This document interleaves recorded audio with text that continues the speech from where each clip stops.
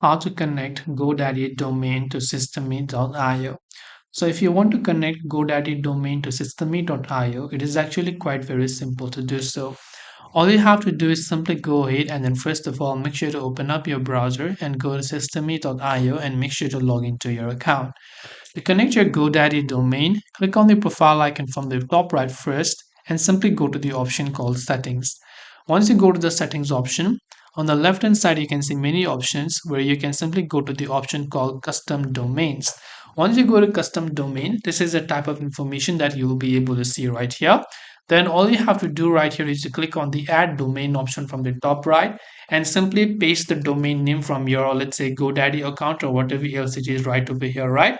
So you can go ahead and then make sure to go ahead and add that domain. Once done, click on the save option.